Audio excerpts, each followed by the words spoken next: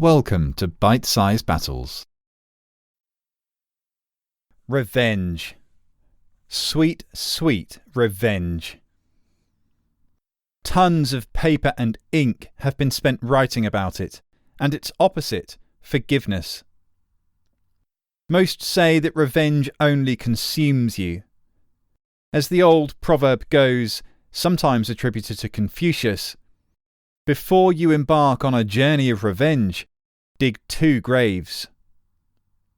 And even Mahatma Gandhi said, an eye for an eye only ends up making the whole world blind. But such wisdom rarely pierces the red mist of rage that real or perceived injustice can bring down in an instant and remain for decades. And the implications of this among leaders and populations are as important as they have been shown to be devastating. From Boudicca's anti-Roman rousing of the ancient British tribes to the modern-day war on terror, revenge spurs conflict across thousands of years and thousands of miles. I'm Andrew Mackenzie. Welcome to Why We Fight. Revenge. In the year 61, the ancient British Celtic tribe, the Iceni, mourned the death of their king, Prasutagus. His wife Boudicca and their 2 daughters wept, but were safe in the knowledge that Prasutagus had left the kingdom to them in his will.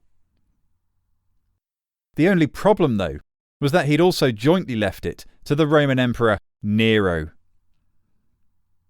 The Romans had controlled most of southern and middle Britain since their invasion in 43 AD, and while they had militarily crushed some tribes, with others like the Iceni, they lived amicably side by side as long as those tribes submitted as formal Roman allies.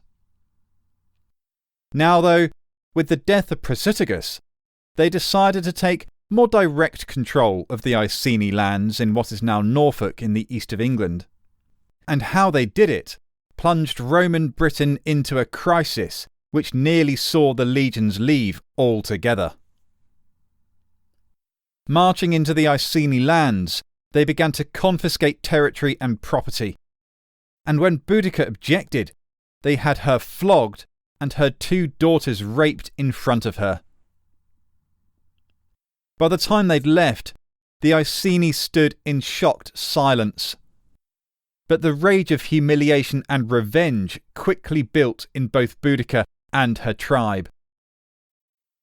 Almost immediately, the Iceni, Trinovantes, and several other British tribes rose up in violent revolt, led by Boudicca. The Roman historian Tacitus says she gave a rousing speech. It is not as a woman descended from noble ancestry, but as one of the people that I am avenging lost freedom, my scourged body, and the outraged chastity of my daughters. And she finished, this is a woman's resolve. As for men, they may live and be slaves. It worked. Another Roman historian, Cassius Dio, says that 230,000 British rose to her call, and they descended on Roman cities like Camulodunum and Londinium, today's Colchester and London. Both were razed and burned to the ground, and Tacitus says that no one was spared, with possibly 80,000 people slaughtered, including local British as well as Romans. This was blind, vengeful wrath, seething anger and furious resentment, meted out on the countryside and towns of Roman Britain. So devastating was it that when current Governor Gaius Suetonius Paulinus rushed back from Wales with his legions, he quickly evacuated London in the face of such overwhelming numbers and Boudicca's unrelenting fury. Eventually, though, Suetonius did find a place to fight, and Boudicca was lured there. The exact site of the battle is unknown, but it's generally thought to be somewhere along the Roman road now named Watling Street. What we do know is that Suetonius parked his hastily assembled legions in a gorge which opened out onto a wide plain. With a forest guarding his rear and the walls of the gorge protecting his flanks, Leonidas himself would have been impressed with such a position. Because Suetonius had just 10,000 men, and Boudicca marched to meet him with 230,000. But here, Boudicca's revenge met its end. Rushing headlong into the ever-narrowing gorge, the British force quickly found itself increasingly compressed and unable to use either their longswords or their famous war chariots. The Romans advanced into the crush in a saw-shaped formation, funneling unfortunate souls to their deaths by the thrusting of hundreds of gladii. Possibly 80,000 died in the battle, and the rest scattered. Boudicca herself committed suicide according to Tacitus, while Cassius Dio says she died of an illness. Have you ever heard of the Khwarezmid Empire? Most people would say no, and that's how effective Genghis Khan's revenge was. The Khwarezmid Empire ruled large parts of Central Asia, present-day Afghanistan and Iran in the 13th century, and it suddenly gained a border with the rapidly expanding Mongol Empire. When Genghis Khan sent a 500-man trade mission to the Khwarezmians in 1218, the Shah distrusted their motives and, thinking they were spies, had them all imprisoned. And when the ever-beneficent Genghis sent ambassadors asking for their release, the Shah had the ambassadors either humiliated or beheaded, and all 500 traders executed. This time, Genghis didn't send ambassadors. He sent 200,000 of his finest warriors in a multi-pronged assault, just to teach the Shah a lesson. So thorough was he in his vengeance that the Khwarezmid Empire ceased to exist just 13 years later. One of the best-known examples of revenge-authored warfare is World War II, and it's possibly also one of the best examples of the need to dig two graves when you set out for vengeance. The road to the rise of Hitler's Nazis and the outbreak of war in 1939 was long and had many causes. But central to many of them was Hitler's desire for revenge against France after what he saw as the betrayal of Germany's collapse at the end of World War I in 1918. So harsh were the terms demanded, above all by France, that it led inexorably to runaway German inflation and economic collapse in the 1920s and early 30s. And it was France who led the occupation of the German Ruhr in 1923, something Hitler saw as a ritual humiliation. Many say, therefore, that the seeds for all this lay in World War I and the Treaty of Versailles. But those seeds grew even earlier, in the Franco-Prussian War of 1870. Concerned with the rise of German power after the Prussians had crushed Austria in 1866, France declared war in a move designed to show this little upstart what the balance of power in Europe meant. But all the French did was to accelerate German unification, and they found themselves mercilessly outperformed on the battlefields of Gravelotte and Sedan. Paris itself was besieged and captured in January 1871, and by May the French had had enough. In the Treaty of Frankfurt, they were forced to hand over to Germany large parts of France in Alsace and Lorraine. In the years following, French bitterness at this dishonour the desire to revenge themselves on the Germans and regain Alsace-Lorraine, were some of the major contributing factors in the outbreak of World War I. But more importantly, they were a huge part of the reason the French demanded such harsh reparations on the Germans at Versailles. It was all about revenge. But in digging Germany's grave at Versailles, they dug their own too, as we've seen. Because in 1940, the German war machine blitzkrieged its way into France, forcing its surrender in just 6 weeks. And if you still don't believe how revenge drove all of this, Hitler had the French sign their surrender in the same railway carriage at the same location that Germany had been forced to surrender in 1918.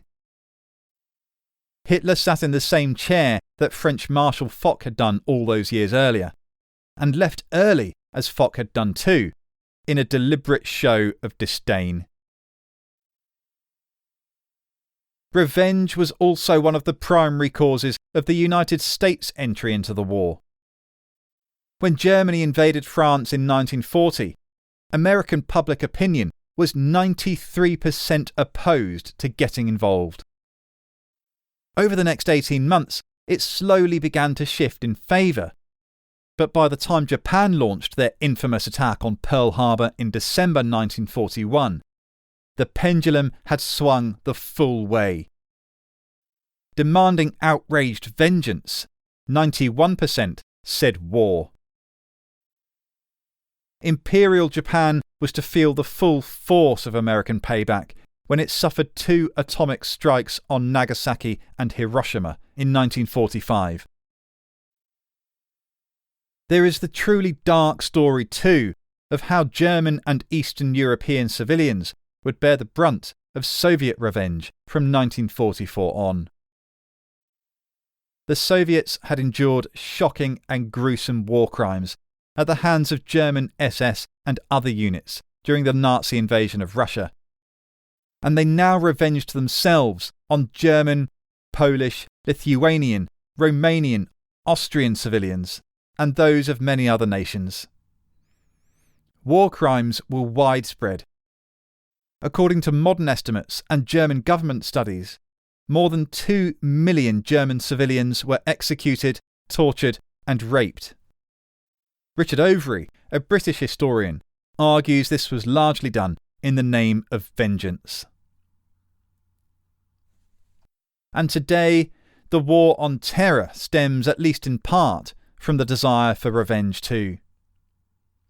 Islamic terror groups like Al-Qaeda formed partly to combat US and Western presence in the Middle East, Africa and Asia, which they feel dirty and dishonour Muslim lands. But even more importantly, their goals were aimed at vengeance for Western support for the killing of Muslims.